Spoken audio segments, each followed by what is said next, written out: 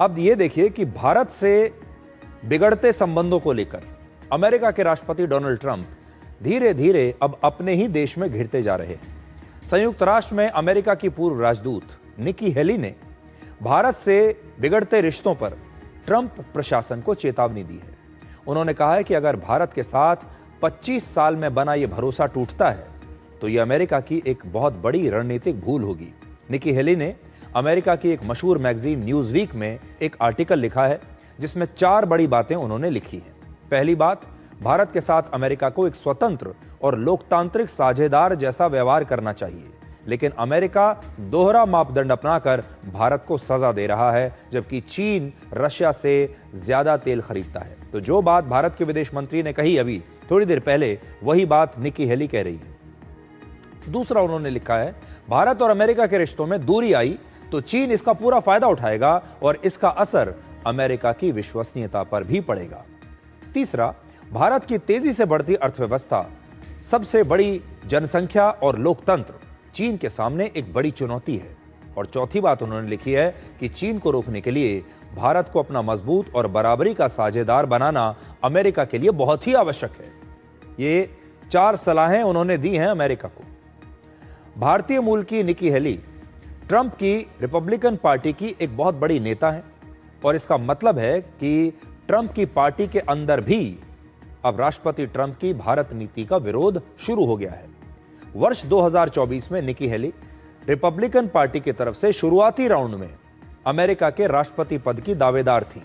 इससे पहले वो अमेरिका के एक राज्य साउथ कैरोलिना की गवर्नर भी रह चुकी हैं। अमेरिका के दूसरे महत्वपूर्ण लोग भी अब भारत पर 50% टैरिफ लगाने के फैसले को ट्रंप प्रशासन की एक बहुत बड़ी गलती बता रहे हैं।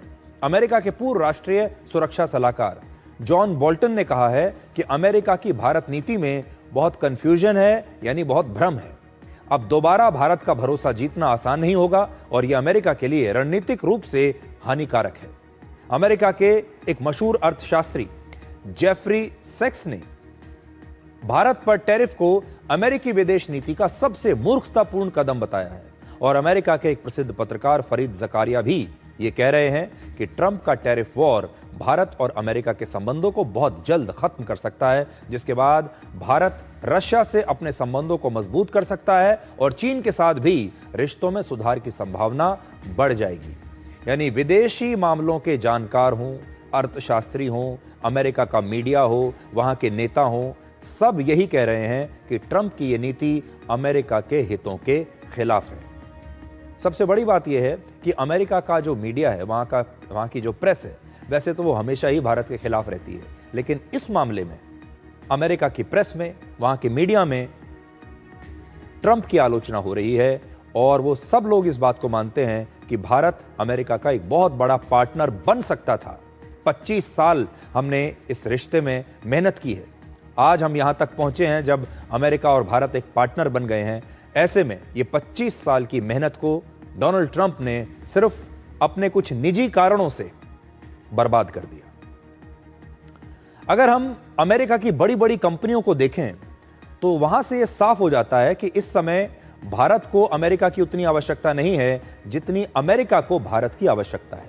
इस समय आईफोन बनाने वाली कंपनी एप्पल का अमेरिका के बाहर सबसे बड़ा ऑपरेशनल हब भारत में है, बेंगलुरु में है। इसका मतलब है कि अमेरिका के बाद दुनिया में एप्पल का सबसे बड़ा इंजीनियरिंग सेंटर और सबसे ज्यादा कर्मचारी बेंगलुरु में काम कर रहे हैं। एप्पल अपने आने वाले आईफोन 17 के सभी मॉडल्स भारत में बना रहा है। वर्ष 2024 से 25 के बीच भारत ने पहली बार 2 लाख करोड़ रुपए से ज्यादा के स्मार्टफोन्स एक्सपोर्ट किए हैं, यानी दूसरे देशों को बेचे हैं। आप सोचिए, एक जमाना था जब हम कहते थे कि भारत में तो एक भी मोबाइल फोन तक नहीं बनता, आज हम 2 लाख करोड़ रुपए के मोबाइल फोन्स दुनिया को एक्सपोर्ट कर रहे हैं।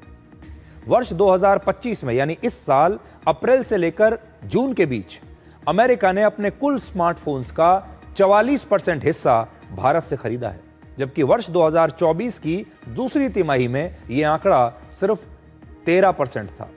सोचिए, 13% से बढ़कर इस साल 44% हो गया। और इसी दौरान चीन की हिस्सेदारी 61% से गिरकर सिर्फ 25% रह गई। यानी स्मार्टफोन्स की मैन्युफैक्चरिंग में भारत ने अब चीन को पीछे छोड़ दिया है। यह बहुत बड़ी खबर है।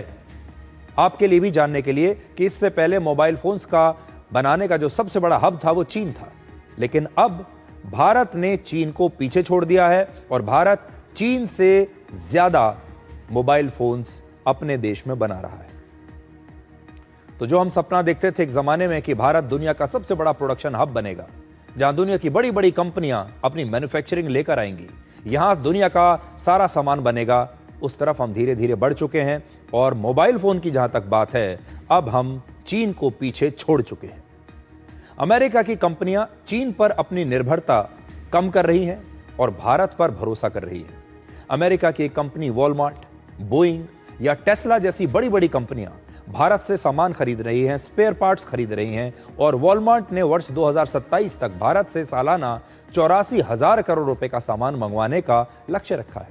और इसकी एक ही वजह है, भारत में बने सामान की औसत कीमत अमेरिका में बनी वस्तुओं की तुलना में 15% कम होती है। यानी भारत से सामान खरीदने में अमेरिका का ही फायदा है। भारत में जो सामान बन रहा है उसका दाम कम है और उसमें दम ज्यादा है। और एक और बड़ी घटना यह हुई है कि भारत में चीन के राजदूत ने कहा है कि एशिया में आर्थिक विकास